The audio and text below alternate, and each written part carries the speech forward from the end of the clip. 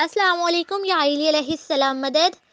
کلماتی کثار میں سے point number 16 ہے وَسُئِلَ علیہ السلام عن قول رسول اللہ صلی اللہ علیہ وآلہ وسلم غیر الشیب ولا تشبہود بالیہود فقال علیہ السلام انما قال صلی اللہ علیہ وآلہ وسلم ذالک والدین کل فاما الآن وقد اتسع نطاقۃ وضرب بجرانہ فمر ومختار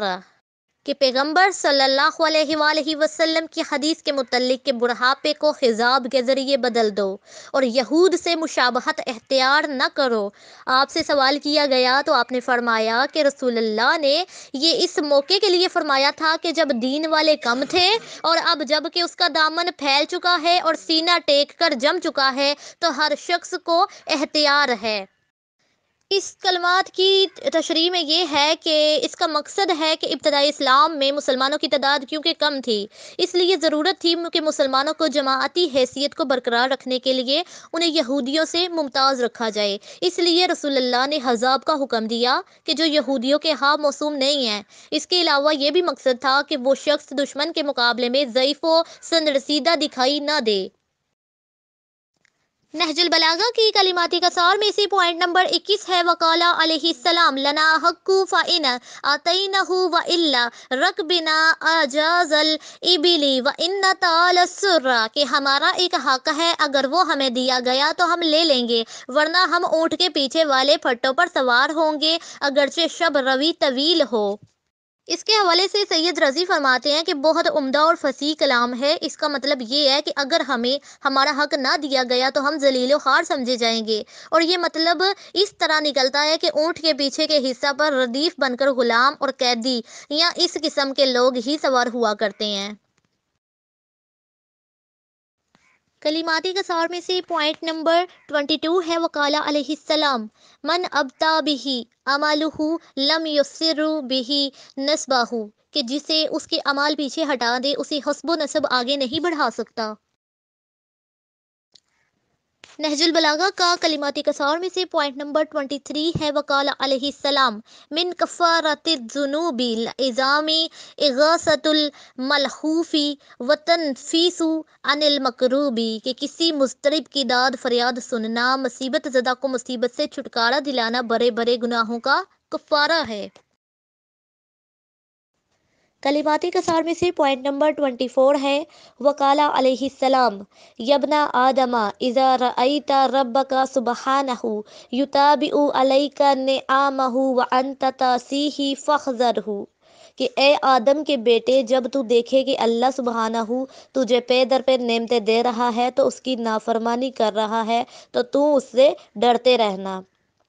اس کی تشریح میں ہے کہ جب کسی کو گناہوں کے باوجود یعنی پے در پے نعمتیں ملتی رہے اور وہ اس غلط فہمی میں مبتلا ہو کہ اللہ اس سے خوش ہے اور اس کی خوشنودی اور نظر کرم کا یہ نتیجہ ہے، حالانکہ نعمتوں میں زیادتی شکر گزاری کی صورت میں ہوتی ہے اور ناشکری کے نتیجے میں نعمتوں کا سلسلہ قطع ہو جاتا ہے، جیسا کہ اللہ کا ارشاد ہے کہ اگر تم نے شکر کیا تو میں تمہیں اور زیادہ دوں گا، اور اگر ناشکری کی پھر یاد رکھو کہ میرا عذاب سخت عذاب ہے۔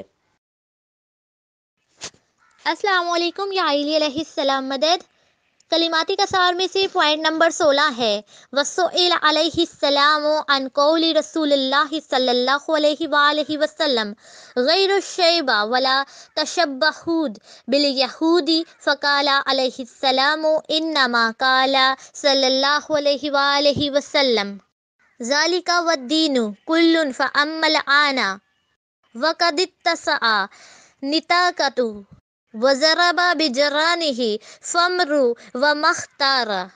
کہ پیغمبر صلی اللہ علیہ وآلہ وسلم کی حدیث کے متعلق کہ بڑھاپے کو خضاب کے ذریعے بدل دو اور یہود سے مشابہت اختیار نہ کرو۔ آپ سے سوال کیا گیا تو آپ نے فرمایا کہ رسول اللہ نے یہ اس موقع کے لیے فرمایا تھا کہ جب دین والے کم تھے، اور اب جب کہ اس کا دامن پھیل چکا ہے اور سینہ ٹیک کر جم چکا ہے تو ہر شخص کو اختیار ہے۔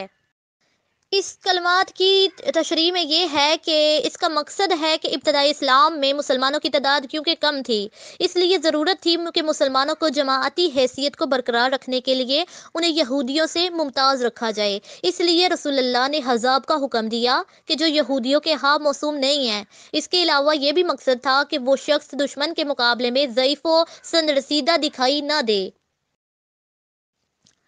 کلماتی کسار میں سے پوائنٹ نمبر 70 ہے کہ وقال علیہ السلام فی الذین اعتزلوا القتال معہ حزل الحق ولم ینصروا الباطل، کہ ان لوگوں کے بارے میں کہ جو آپ کے ہمراہ ہو کر لڑنے سے کنارہ کش رہے، فرمایا ان لوگوں نے حق کو چھوڑ دیا اور باطل کو بھی نصرت نہیں کی۔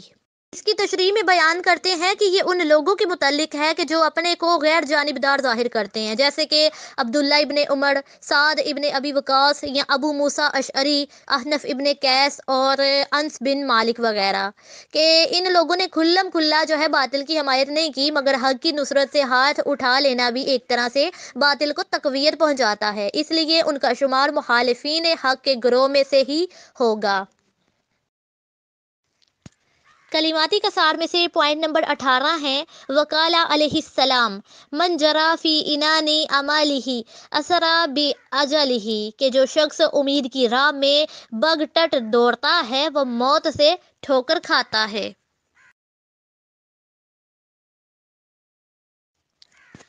نہج البلاغہ کے کلماتی کسار میں سے پوائنٹ نمبر 19 ہے کہ وقال علیہ السلام اکیلو ذوی المروءات اسراتہم فما یسر منہم آسر الا وید اللہ بیدہ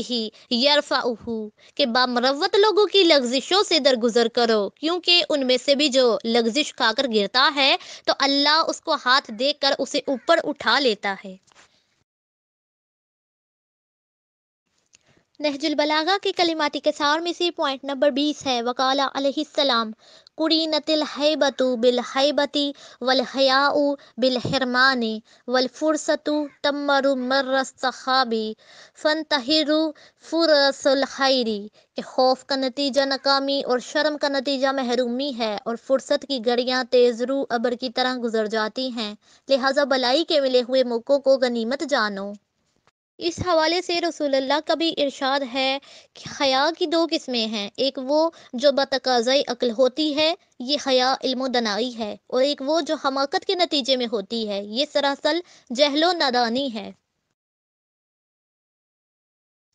نہج البلاغہ کی کلماتی کسار میں سے پوائنٹ نمبر 21 ہے وقال علیہ السلام لنا حق فإن آتینہ وإلا رکبنا اجاز الإبل وإن تعالی السرہ، کہ ہمارا ایک حق ہے، اگر وہ ہمیں دیا گیا تو ہم لے لیں گے، ورنہ ہم اونٹ کے پیچھے والے پھٹوں پر سوار ہوں گے، اگرچہ شب روی طویل ہو۔ اس کے حوالے سے سید رضی فرماتے ہیں کہ بہت عمدہ اور فصیح کلام ہے، اس کا مطلب یہ ہے کہ اگر ہمیں ہمارا حق نہ دیا گیا تو ہم ذلیل و خوار سمجھے جائیں گے، اور یہ مطلب اس طرح نکلتا ہے کہ اونٹ کے پیچھے کے حصہ پر ردیف بن کر غلام اور قیدی یا اس قسم کے لوگ ہی سوار ہوا کرتے ہیں۔ کلماتی کسار میں سے پوائنٹ نمبر 22 ہے وقال علیہ السلام من ابطا بہ عملہ لم یسر بہ نسبہ، کہ جسے اس کے اعمال پیچھے ہٹا دے اسے حسب و نسب آگے نہیں بڑھا سکتا۔ نہج البلاغہ کا کلماتی کسار میں سے پوائنٹ نمبر 23 ہے وقال علیہ السلام من کفارۃ الذنوب العظام اغاثۃ الملہوف وتنفیس عن المکروب، کہ کسی مضطرب کی داد فریاد سننا، مصیبت زدہ کو مصیبت سے چھٹکارا دلانا بڑے بڑے گناہوں کا کفارہ ہے۔